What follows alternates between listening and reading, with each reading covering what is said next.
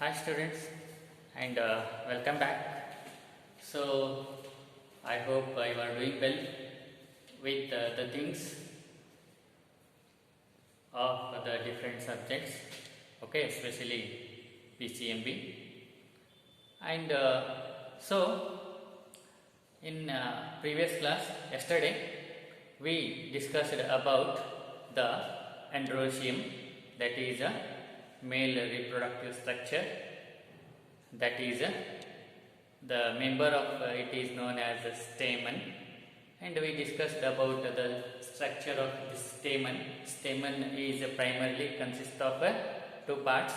One is the anther, and which is bilobed, and another slender stalk which is called as filament. And after that we discussed about microsporangia and the structure of microsporangia, and this microsporangia is made up of four layers, okay, and that is the outer epidermis, and next to that endothecium, middle layer, and the innermost one is tapetum. And after that the structure of this microsporangium we discussed about the microsporogenesis, that is a formation of microspores, okay, that is nothing but pollen grains. Fine. Now what happened? Pollen grains have formed, okay. Now let us see more thing, or let us learn more about this pollen grain, okay, how it is made up of, and what are the things associated or involved with the pollen grains. Fine. So today we will discuss about more about this pollen grains, okay. So these pollen grains which are produced in the pollen sac are microsporangia, okay, and they represent or they are called as a male gametophyte, okay, because these pollen grain contain two male gametes, okay, they produce male gametes, so that is why they are called as a male gametophyte. That is one important thing you should remember, okay. And come to its structure. These pollen grains are they are spherical in nature, okay, spherical in nature, and they are of about 25 to 50 micrometer in diameter, okay, they are of about 25 to 30 micrometers in diameter, okay, in size. And these pollen grains they are having two layers.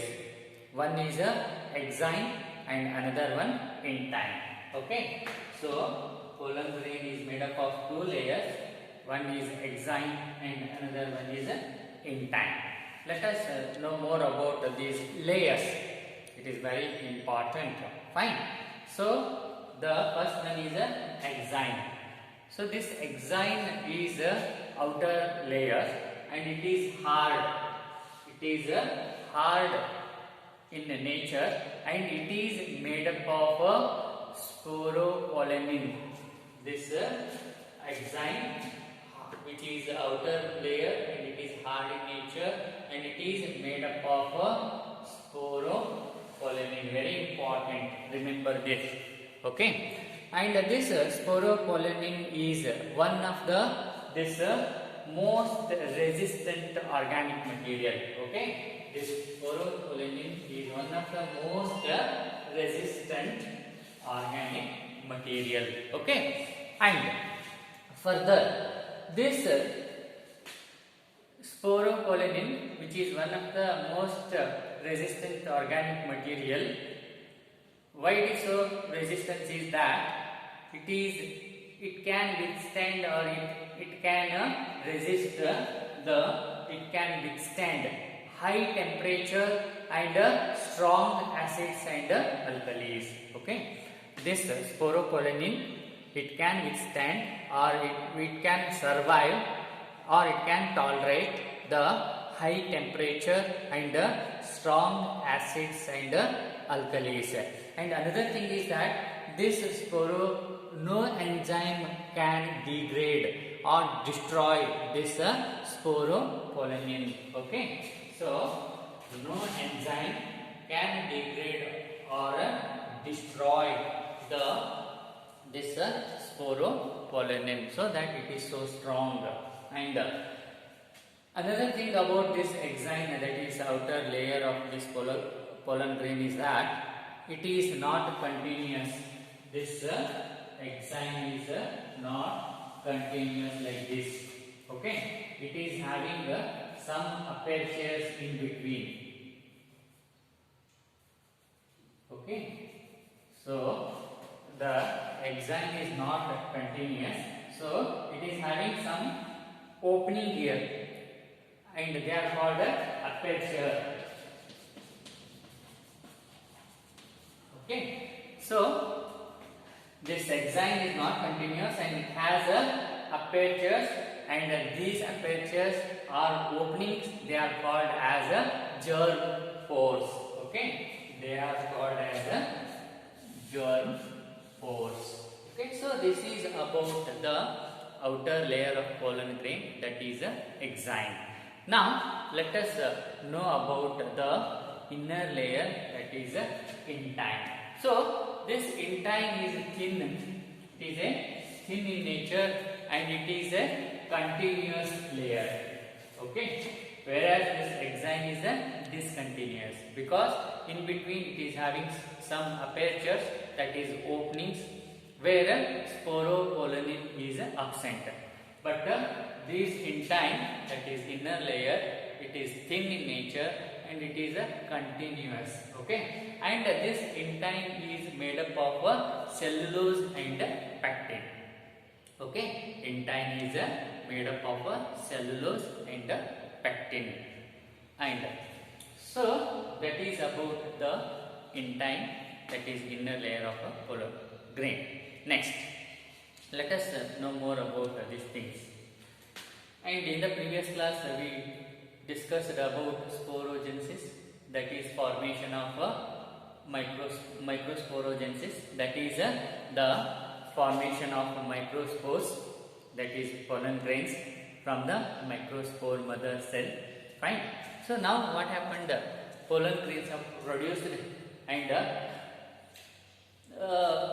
when they are going to shed means release. Okay, in more than 60% of the angiosperms, okay, more than 60% of angiosperms, in angiosperms, the pollen grains are shed or they released at a two-celled stage. It is important, remember this. Okay, more than 60%, in more than 60% of angiosperms, in what happens, the pollen grains are released or they are shed. SHED, shed is nothing but released when they are of a two-celled stage. Yesterday we have already discussed that pollen grains are made up of two types of cells. One is, you see here, for your recall these things. Okay, this is one vegetative cell, which is bigger one, and the another one, smaller one, is a generative cell. So in most of the angiosperms, that is more than 60% of angiosperms, the pollen grains will shed or release at a two-cell stage, that is having a vegetative cell and this of a generative cell. Okay, and in remaining the 40% species, what happens? This generative cell, it divides mitotically and produces two male gametes. Okay, in the remaining species, the generative cell, this generative cell, it undergoes mitotic division. That means it divides mitotically, and it gives rise to two male gametes. So now what happened? Generative cell has divided, and what happened? Two male gametes are formed here. So now this is one cell. this is 2 cell and this is 3 cell. So in remaining 40% of angiosperms, the pollen grain will release or shed at 3 cell, 1, 2 and 3 cell stage. Okay, so that is the about the pollen grain.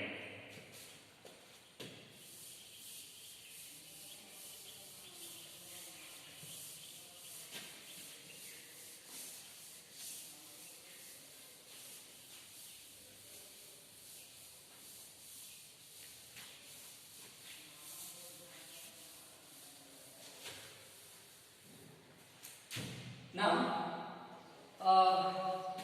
we will learn or we will discuss still more information about the pollen grains. Okay. Now we have saw or studied about the structure of pollen grain. Now we will discuss or learn still more information about this pollen grains. And you see in what is that pollen grains of many species cause severe allergies and bronchial afflictions. Okay, pollen grains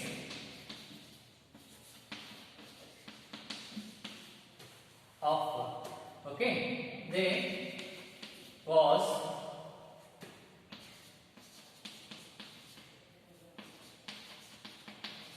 allergies and bronchial affliction.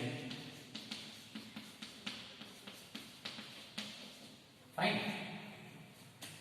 So this pollen grains, they cause bronchial affliction. Fine. Bronchial affliction.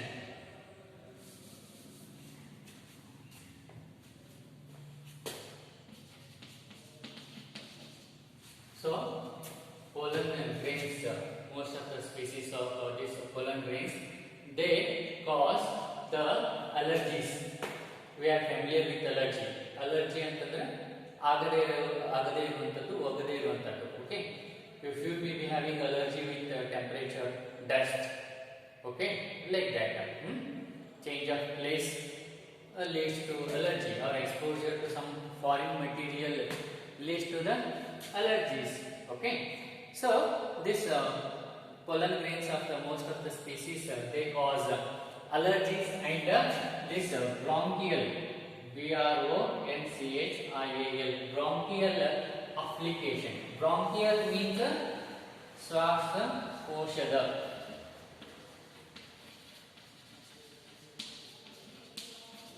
ಶ್ವಾಸನಾಳದ. Okay, affliction means pain or hurt. Okay, ತೊಂದರೆ. So what happens, pollen grains, they cause this allergies and bronchial affliction.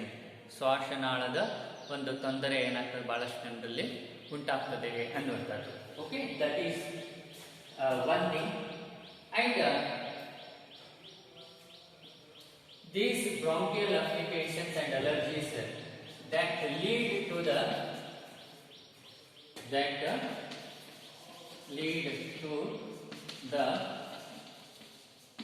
respiratory disorders. Respiratory disorders like asthma and bronchitis.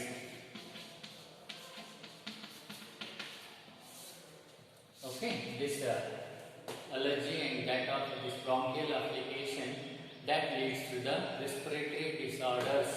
Okay, ಉಸಿರಾಟದ ಒಂದು ತೊಂದರೆಯಲ್ಲಿ ಏನಾಗ್ತದೆ, ಉಂಟಾಗ್ತದೆ. Like the chronic asthma, so that is a respiratory problem, and bronchitis, ಇದು ಏನಂತ ಹೇಳ್ತೀವಿ, ಶ್ವಾಸನಾಳದ ಏನು ಉರಿ ಉಂಟಾಗ್ತದೆ. ಓಕೆ, ಒಳ ಪದರು ಏನಿರ್ತದೆ ಶ್ವಾಸನಾಳದ್ದು ಅಲ್ಲೇ ಇನ್ಫ್ಲಮೇಷನ್ ಅಥವಾ ಉರಿಯೂತ ಉಂಟಾಗ್ತದೆ. ಓಕೆ, ಮ್ಯೂಕಸ್ ಮೆಂಬ್ರೇನ್ ಏನಿರ್ತದ inside this bronchial tube, that is which carry the air. Okay, so inside this mucus, that it leads to the inflammation of this mucus. ಅದಕ್ಕೆ ಶ್ವಾಸನಾಳದ ಒಳ ಪದರಿನ ಒಂದು ತೊಂದರೆ ಅಂತ ನಾವು ಹೇಳ್ತೇವೆ. So bronchitis. Okay, so we conclude here and continue tomorrow. Thank you.